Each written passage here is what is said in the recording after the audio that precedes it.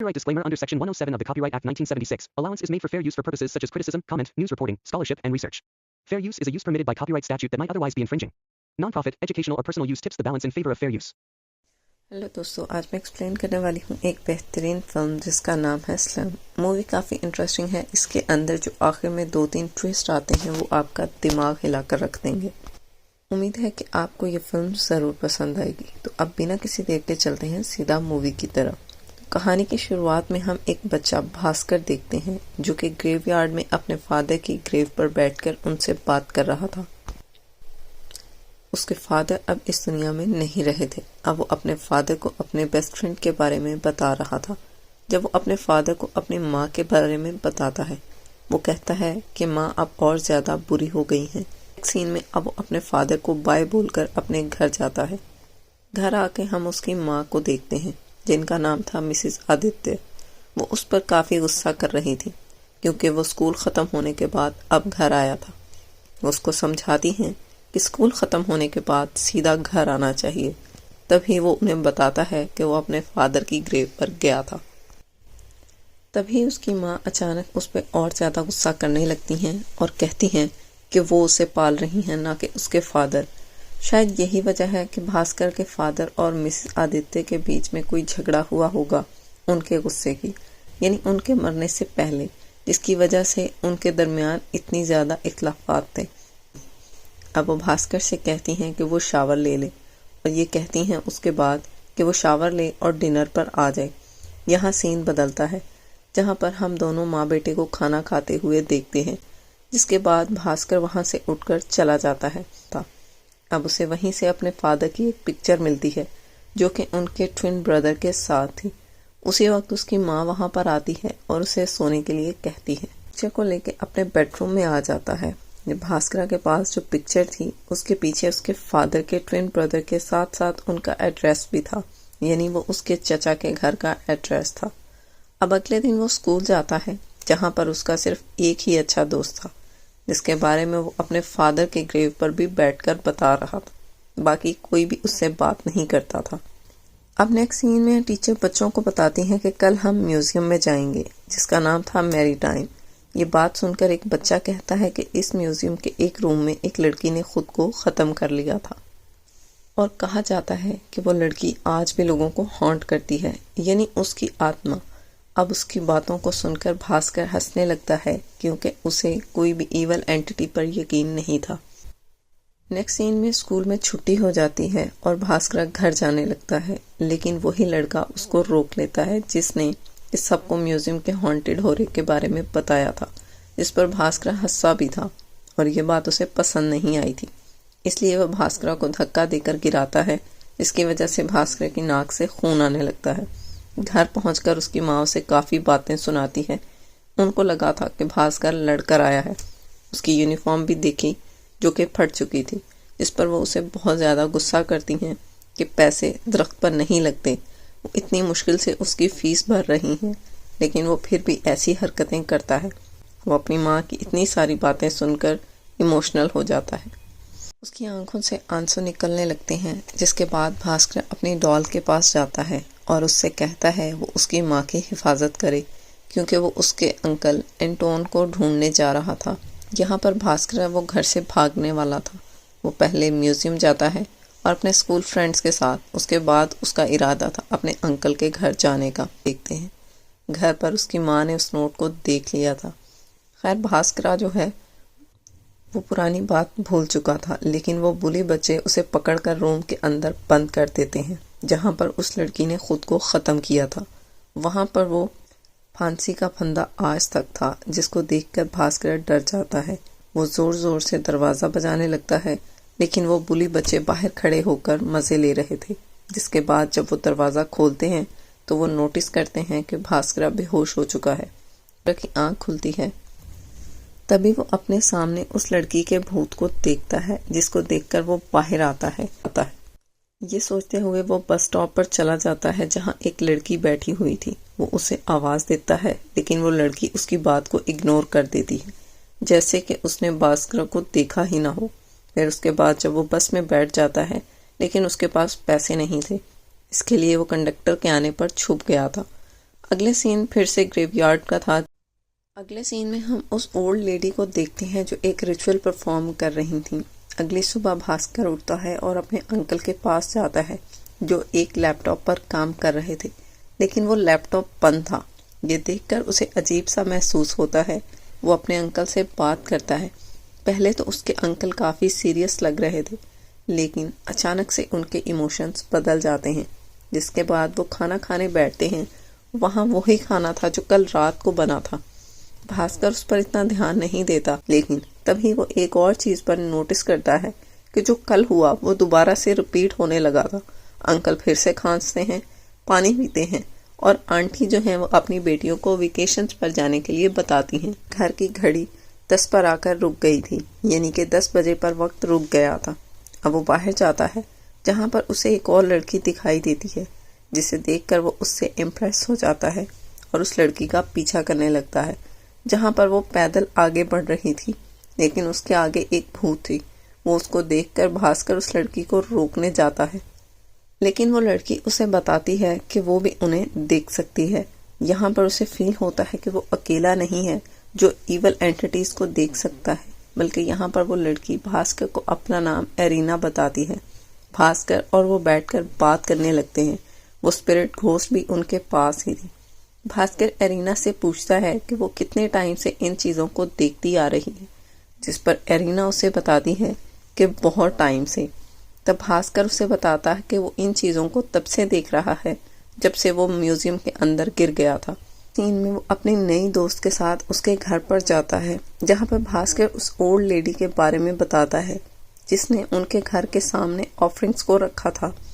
तभी वही old lady Bhaskar को एरिना के घर पर नजर आती है। ये ओल्ड लेडी ही एरिना की दादी थी, जिनको देखकर वो काफ़ी डर जाता है और एरिना की दादी कहती हैं कि उसकी हिम्मत कैसे हुई उसके घर में आने की, जहाँ पर उसे वही ऑफरिंग्स दिखाई जाती हैं। ये सुनकर वो अपने घर भाग जाता है जो उस ओल्ड लेडी ने रखी थी, जहाँ पर वो रात का खाना खाने के लिए बैठते हैं। आज भी वही सेम खाना था जो 2 दिन से बना था, लेकिन यहाँ पर भास्कर नोटिस कर लेता है कि ये सब खाना वही ऑफरिंग्स वाला, वही सारी चीज़ें दोबारा से रिपीट होने लगती हैं। ईच एंड एवरीथिंग, जिसके अंदर अंकल को वैसे ही खांसी आती है, वो फिर से पानी पीते हैं। माँ अपनी बेटियों को फिर से वेकेशन के बारे में बताती है और घड़ी 10 पर आकर रुक जाती है। रहा होता है तभी दूसरे रूम में आकर वो इवल एंटिटीज उसे परेशान करने लगती हैं। फिर जाकर देखने पर पता चलता है कि उसके अंकल आंटी आपस में कुछ बात कर रहे थे। अब इसके बाद वो सीढ़ियों से नीचे की लाइट को जलते हुए और बंद होते देखता है। वहाँ पर कुछ लोग फोटो क्लिक कर रहे थे। नीचे जाने पर सब कुछ गायब हो जाता है। सो ओल्ड लेडी को देखते हैं जो कुछ रिचुअल्स कर रही थी, जिससे कि वो स्पिरिट भास्कर के पीछे थी वो दूर जाकर गिरती है, लेकिन वो भास्कर का पीछा तब भी नहीं छोड़ती। ऐसा लग रहा था कि ये कोई ईवल स्पिरिट है। खैर भास्कर अपने अंकल के दरवाजे को बजाने लगता है, लेकिन उसके अंकल आंटी अपनी बेटियों के साथ रूम में डरे हुए बैठे थे। लेकिन वहीं वो ओल्ड लेडी रिचुअल करती रहती है, जिसके बाद वो ईवल स्पिरिट वहाँ से चली जाती है। वो एरिना के घर उसकी हेल्प मांगने के लिए जाता है। वो कहता है एक स्पिरिट ने रात उसके ऊपर हमला किया। तब एरिना उसे उसके घर चलने के लिए कहती है। याद आता है कि किस तरह उसकी माँ उसके ऊपर गुस्सा करती थी और उसे डांटती थी। वो इसलिए वहाँ से भाग जाता है क्योंकि यहाँ पर एरिना की दादी ने भी उसके ऊपर गुस्सा किया था। वो अपनी आंटी के घर जाता है और सोने लगता है, लेकिन खिड़की से बाहर उसे कई सारी स्पिरिट्स दिखाई देती हैं। लेकिन तभी वो मेन ईवल स्पिरिट उस पर फिर से हमला करती है। भास्कर उससे बचकर हॉल में छुप जाता है, लेकिन तभी एरिना अपनी दादी से कहती है कि उन्हें भास्कर की मदद करनी चाहिए, वो बहुत ज़्यादा खतरे में है। भास्कर बहुत ज़्यादा डरा हुआ था। तभी कुछ लड़कियां वहां पर आती हैं उसके आंटी के घर। वो कुछ फ़ोटोज़ क्लिक करती हैं, लेकिन तभी अचानक से पूरे का पूरा घर चलने लगता है। साथ साथ उसके अंकल आंटी, उनकी 2 बेटियां भी जलती हुई नज़र आती हैं। वो वहाँ से भाग जाता है। तभी एरिना अपनी दादी को बताती है कि भास्कर के ऊपर हमला हुआ है। उसकी दादी कहती हैं कि शायद भास्कर को पता चल गया है कि उसके अंकल आंटी, उनकी पूरी फैमिली मर चुकी है। सबसे पहला और बड़ा ट्विस्ट यहाँ पर हमको ये पता चलता है कि भास्कर के अंकल एंटोन, उनकी वाइफ और दोनों लड़कियां बहुत पहले ही आग में जलकर मर चुकी थीं। वो भी इस घर में। उस वक्त भी 10 बजे का टाइम था। यहाँ पर भी यही सब कन्वर्सेशन चल रही थी जो हमेशा चला करती थी।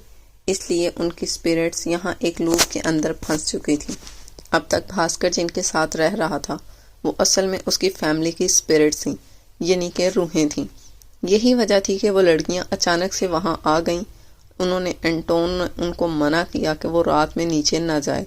वो आपस में जो बातें कर रहे थे, यानी कि एंटोन और उसकी बीवी, वो यही बातें कर रहे थे कि भास्कर को अब तक पता नहीं चला कि वो अब जिंदा नहीं है। वो बच्चा था, इसी वजह से वो उसे बताना भी नहीं चाहते थे। और जो लड़कियां वहां पर फोटो खींचने आई थीं वो जिंदा इंसान थे और वहां पर इसलिए आई थीं क्योंकि इस घर के बारे में ये अफवाह फैली थी कि यहाँ पर मरे हुए लोगों की स्पिरिट आज भी जिंदा है, जो कि सच बात थी। यानी इन रियलिटी ये घर पूरे का पूरा खंडर था।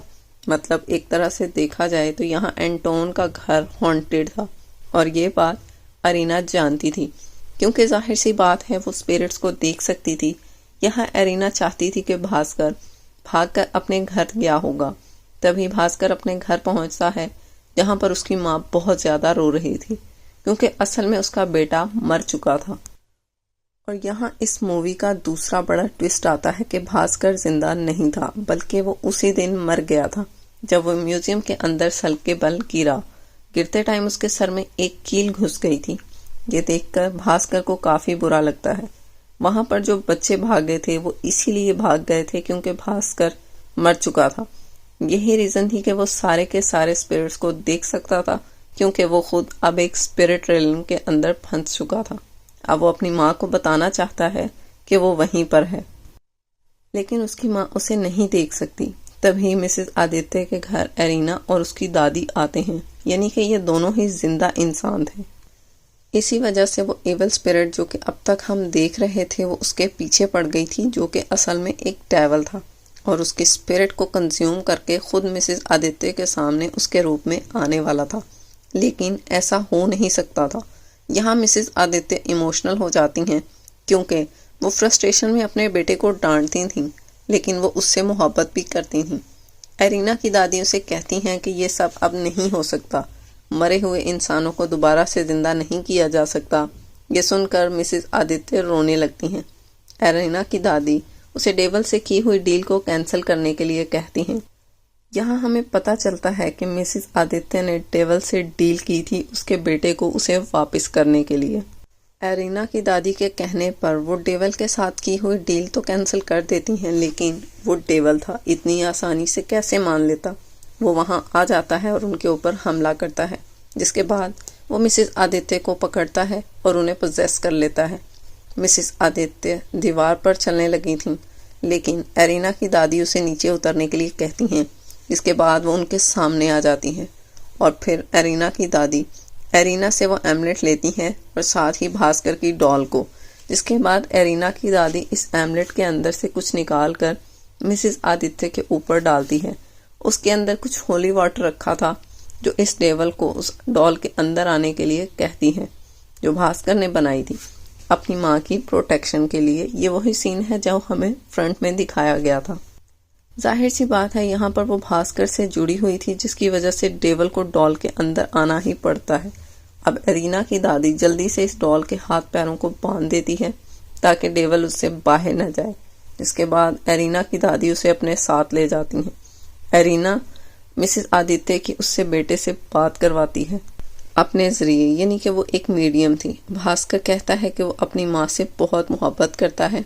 तभी उसकी माँ अपने बेटे से माफ़ी मांगती है उसके बुरे रवैये के लिए, लेकिन भास्कर उनसे नाराज़ नहीं था।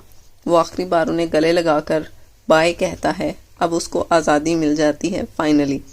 हम ये देखते हैं कि जब भी कोई इंसान जिंदा होता है तो उसकी कदर नहीं होती, लेकिन जब वो कहीं चला जाता है तो अचानक से हमें पछतावा होता है।